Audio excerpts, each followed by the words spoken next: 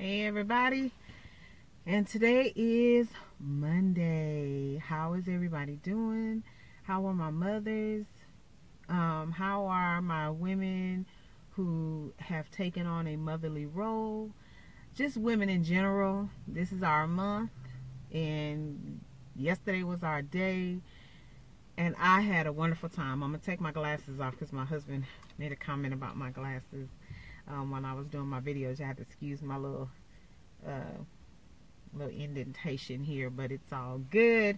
As you can see, I'm rocking my soul sister do. My hair is we already talked about that, so I'm not gonna get into that. But anyway, today I wanted to take another step in our Let's Talk About series. So today I want to talk about skincare, and this is actually a request that's coming from my daughter.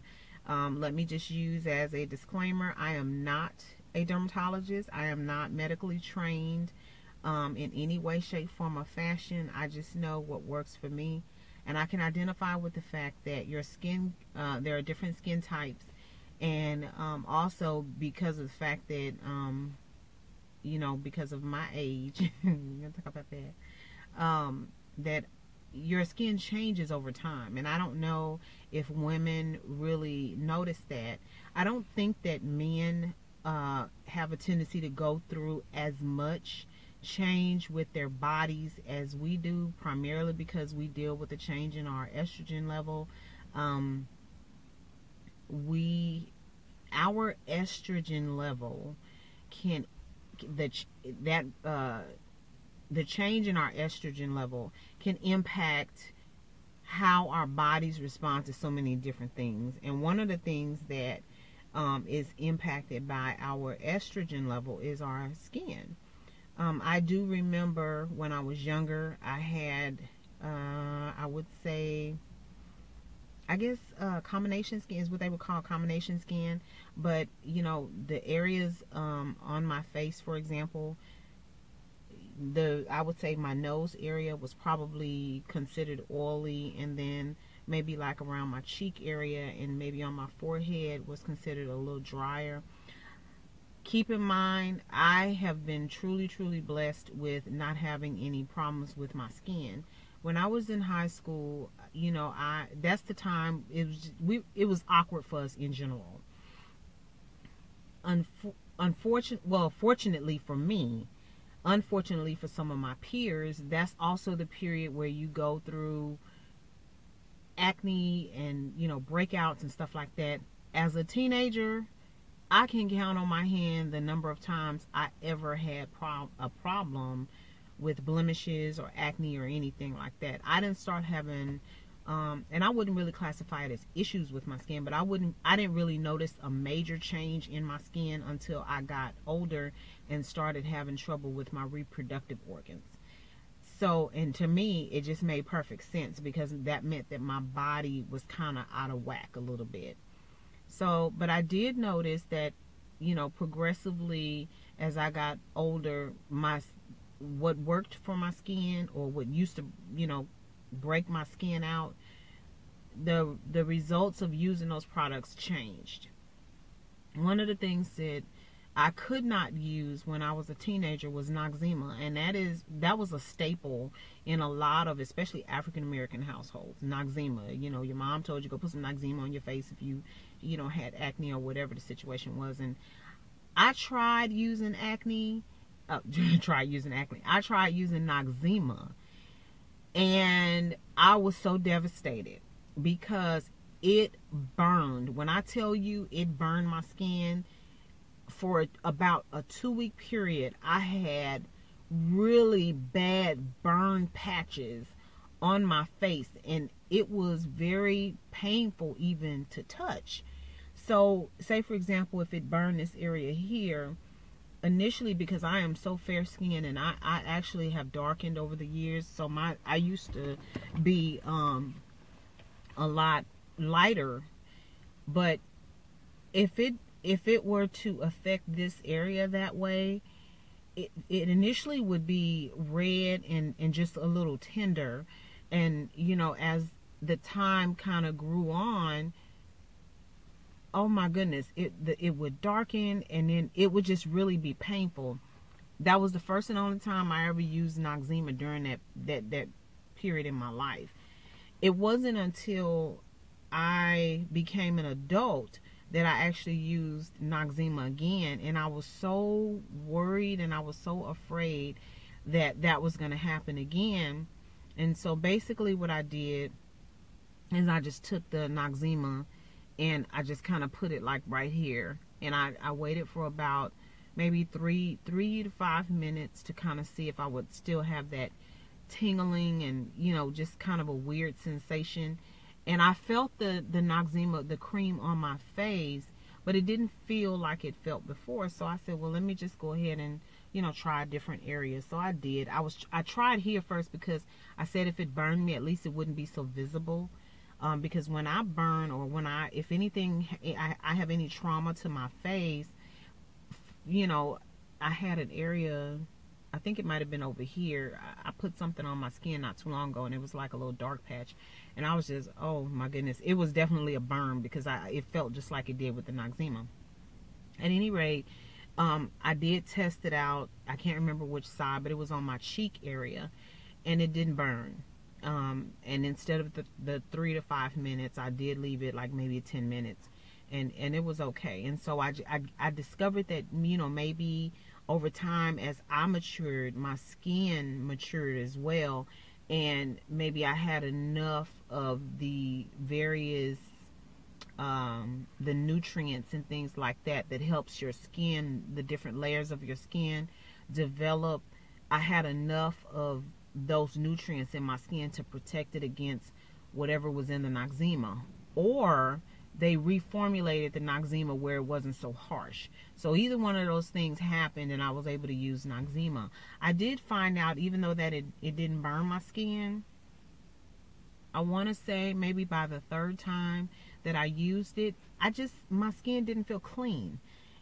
I felt the tingling of the ingredients that was in the Noxzema, but when I took the Noxzema off of my face, my skin just did not feel clean. And so I went in search of something else that was going to work for me, and that something else turned out to be Ambi. And my mother have sworn by Ambi products over the years for a really, really long time. And Ambi came out with a long line of not just facial cleansing products, but products that actually treat different issues. Because, you know, they have the cream that you use for discoloration. So if you have, and I'll just go ahead and show you. I'm not, you know, embarrassed. I don't like it. My hormone levels changed, and basically what happened was I started having, and old people call them whiskers, but I started having that, and I started having to use hair removal products and things like that. And I'm just going to keep it real with you. I'm not embarrassed by it, because if you're younger than I am, or even if you are my age or older and you're not experiencing this, and you have your reproductive organs, I have had to have a hysterectomy and an oophorectomy, and I had a total hyst, which means they took my uterus and my cervix. In oophorectomy, I had a partial, which means they only took one ovary and one tube. I still have one ovary and one tube. But because of that, my hormone level is just out of whack. And I think it's been a year, I know for sure, maybe a year and a half, probably close to 2 years.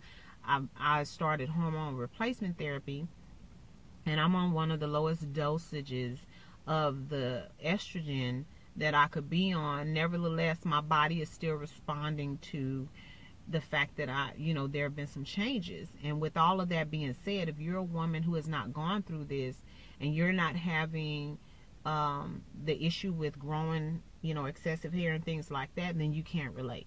But if you are even a young lady, I have a cousin, and I also know other women at a very young age, because of trauma in their reproductive organs, they had to have them removed.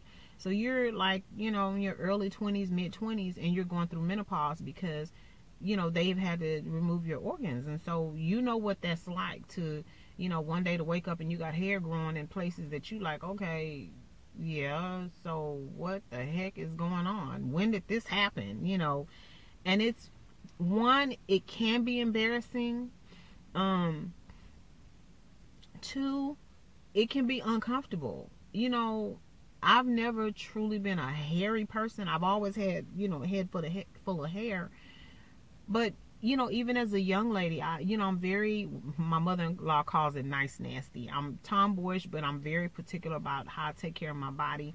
I'm just, some things as a woman, some women may feel like it's excessive, or it may feel like it's unnecessary. But my thing is, I'm walking around, I call it a monkey. I'm walking around in this monkey. I don't like certain things, and I don't like to feel a certain way. So I do what I need to do for me to feel that I'm clean, I'm well kept, Tony is taken care of. And with all that being said, your body just goes through changes. So there were a few things that I thought about, because I do have people, some people don't believe that I'm the age that I say that I am. And that's okay. That works for me. But I have people asking me, quite often, what are you doing to your skin? Why do your skin look so clear? And people that have known me for a long time, that's always a comment that they make. Girl, your skin, you've always had pretty skin, and tone and all this other kind of stuff. And so, while I appreciate the compliment, I don't attribute what's happening with my skin to just what I'm doing. I also believe that genetics is involved, and other things. And so while I won't swear by anything that I'm telling you, because I do truly believe that what works for me may not work for you. Some people may do certain things and they have done it that way for years, and then all of a sudden doing it that way doesn't work anymore. That has been my case. But I know that if I stick to these 4 things, no matter what products I use in order to satisfy each area, as long as I do these 4 things, then I don't have a problem with my skin. I have had to kind of test different products and see, if my skin is not responding, to see what it is that I need to do. I also know that in order to have healthy, clear skin, one of the key things that you must do is drink water. I have another video where I talked about I'm learning how to drink more water. I don't get enough water, and I'm just really trying to work my way up to being able to do that. Part of the fact is because I had a gastric bypass, and so it's hard. If I drink as much water as they say I need to drink in a day, then I won't eat any food, because I will be full all the time, and I just won't be able to get enough nutrients in my body. So that's another challenge that I'm dealing with. So the 4 things that I want to talk about, let's talk about skincare. You need to cleanse, exfoliate, moisturize, and hydrate. How you go about doing these things is 100% up to you. Once again, I am not a dermatologist, but I know for a fact that even a dermatologist will point out that doing these 4 things will help you to have healthy skin. Cleansing for me, I love to use, like I said, the Ambi has a cleansing bar. They have, I believe they came out with one, it's a black bar. I haven't used that one. But the one that I use is their, just like whatever their original bar that they came out with. That's the one that I use. I do also, I can't remember the name of the other product because it's something fairly new that I'm using. Clear Seal makes a facial cleanser that I've used before too, and I really like it. So right now there are probably 3 cleansers that I can use that will yield the same results, and I won't have any side effects from it.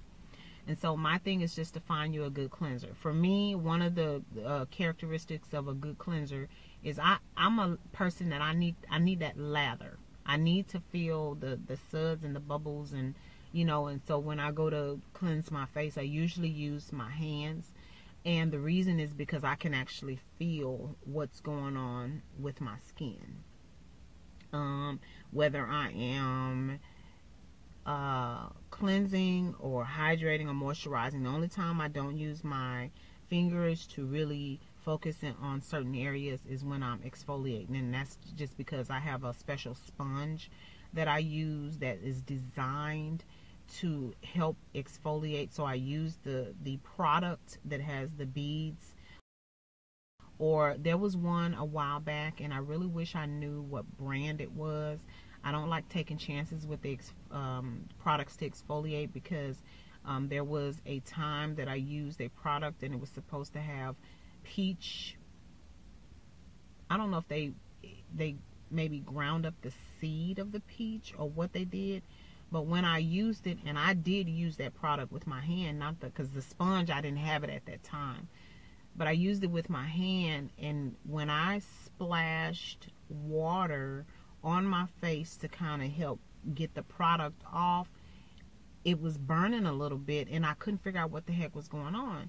And so then when I went to put my product on to kind of hydrate, you know, around my eyes and everything, because that's like an area for me that I'm constantly feeling like I need to, because I can't tell you that around your eye area, especially here, the skin is a little thinner.